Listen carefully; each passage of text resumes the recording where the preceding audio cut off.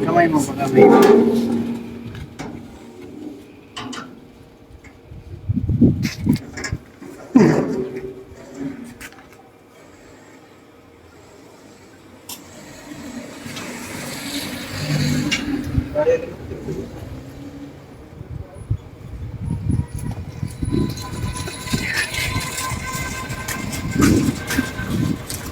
Yo.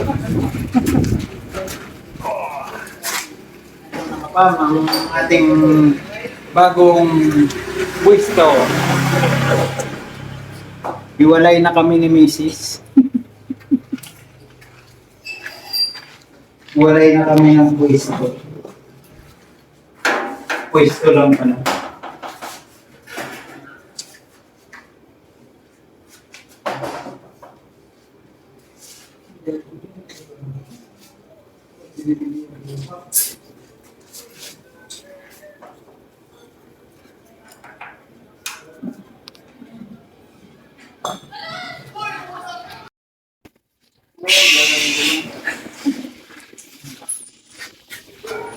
Lalagyan na agad natin dito ng tabing para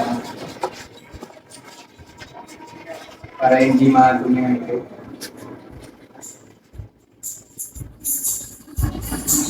Ito ang lagayan ng lagayan ng stove.